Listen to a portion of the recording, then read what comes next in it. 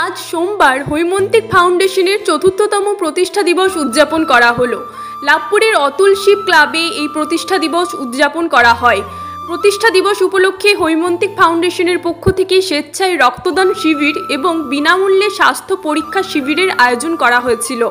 এই রক্তদান শিবিরে মোট 40 জন রক্তদাতা রক্তদান করেন এবং তার মধ্যে 15 জন রক্তদাতা প্রথমবার রক্তদান করেন।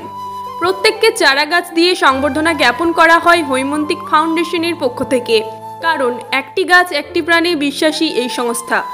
অপরদিকে স্বাস্থ্য পরীক্ষা শিবিরে মোট 70 জন ব্যক্তি স্বাস্থ্য পরীক্ষা করান। এই বাৎসরিক অনুষ্ঠানে উপস্থিত ছিলেন লাভপুর বিধানসভার বিধায়ক অভিজিৎ সিনহা, বিশিষ্ট সমাজসেবী আব্দুল মান্নান, তরুণ চক্রবর্তী এবং লাভপুর পঞ্চায়েত সমিতির সহসভাপতি শোভন চৌধুরী। এছাড়া গরমের জন্য রাস্তাঘাটের মানুষের জন্য জলছত্র এর ব্যবস্থা করা হয়েছিল। রাস্তায় মানুষকে ডেকে শরবত খাওয়ানো হয়। এভাবেই সারা দিনটি বিভিন্ন অনুষ্ঠানের মাধ্যমে উদযাপন করা হয়। সংগঠনের সম্পাদক শঙ্খচূড় ঘোষ জানান, আগামী দিনে এই অনুষ্ঠান যাতে আরও বড় করে করতে পারি সেই দিকেই লক্ষ্য থাকবে।